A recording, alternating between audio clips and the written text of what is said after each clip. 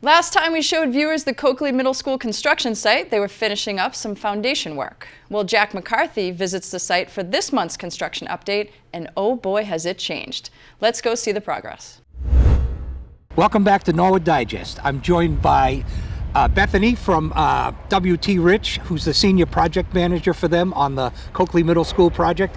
And as you can see behind me, a lot's happened since we've been here last. So why don't you tell us what's been going on? Yeah, so you can see a lot of steel. They're picking about 100 pieces a day in place here. Zone C is right on track.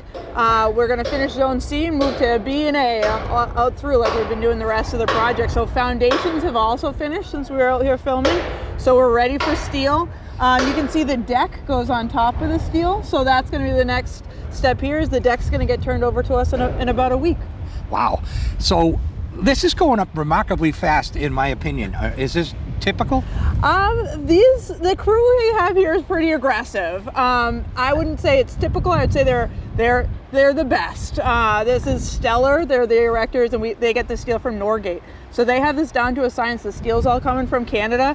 They have each truck loaded perfectly and sequenced perfectly, so they can just pick it right in place. So there's a real lot of efficiency in their work. And right now, knock on wood, they're forecasting ahead of schedule. And it looks pretty tall. Is that the highest part? Is it going to be higher than that, or is that it? What you see here is the highest point. So there are 4 stories, and that's the highest point. Obviously, there's a little bit of framing and roofing on top of the steel, but what you see there is the highest. So we've notified FAA that we've reached our maximum height here. And why FAA? Is it because we're so close to the airport? Yep, exactly. We're in the radius for the airport, so anything we do here, for even the crane had to notify the FAA, and any other cranes we have after over a certain height, we have to notify FAA. Okay, wild. Because I don't remember doing that at the high school, but we probably did because it was on a hill. Yeah, it is the school on the hill after all. And it depends on the height and the radius. There's a lot of factors. Oh yeah, it is further away, so. Yeah. So. But anyway, how many people do you think you have in this crew? On this crew specifically, we have about 20, 25 people, sometimes a little less. Actually, most of this crew, they've been working Mondays through Thursdays, and a lot of them come right up from Connecticut, which is where they're based. Okay. So they stay here overnight, and then there's a few local guys with them. So. And are they the only guys working now? We also still have the site work crew on site. They're doing some stuff around the site with the utilities. We also have some mechanical, electrical, plumbing companies on board. Actually, the electrician is here now doing some underground work that's over in Zone A. So a little bit further away. Again, trying to do everything underground as much as we can to get ahead of it. So. Okay.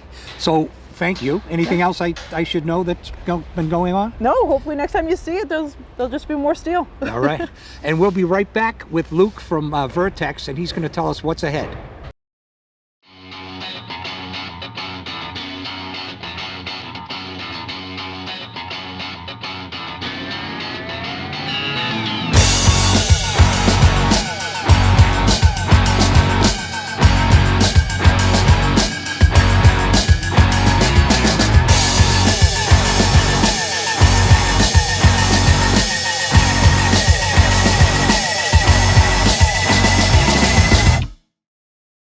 As promised, I'm back with Luke from Vertex, and he's the on-site construction manager for Vertex. And they're the owner's project manager, and they basically are the eyes and ears of the town. So what's going on?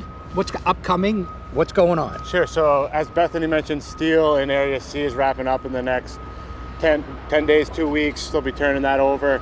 Once that's done, the concrete contractor will return to the site and start working on the slabs in Area C, working top down from the roof down to the ground. It's about a week process per floor, per slab. At the same time, there'll be a contractor on site that is temporarily wrapping the exterior of the building in Area C to keep the heat in, to allow the concrete and other work to continue through the winter.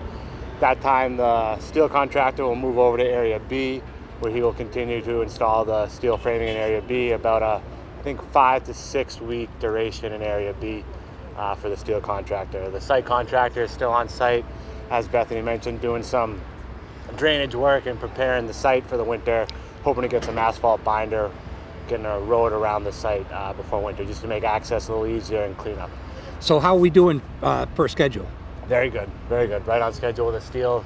Guys are actually doing better than they initially thought, so we're honing in those dates now. Yeah, as long as the weather keeps up. You got it. That'll be the wild card going through the winter. Although it's cold right now, I can't wait for the building to be buttoned up. Right, you're right. But we can work through the cold. It's the wind and the snow that'll keep us. yeah. Shut us down. Well, the other thing you mentioned, you have to have heat so you can pour the slabs. In the old days, you couldn't pour in weather like this you could, but colder weather. But right. Yeah. So there's temperature concerns for the steel and the rebar before the concrete is placed. So, as we said, we'll wrap the building with some heavy-duty tarps to keep the heat enclosed, and we'll bring in some temporary heaters, get those spaces warm so the concrete can cure. Okay. Anything else? No, that's it. Well, thank you for being with us, Jack. and that's going to wrap up our Coakley update for this month. We'll be right back with more Digest.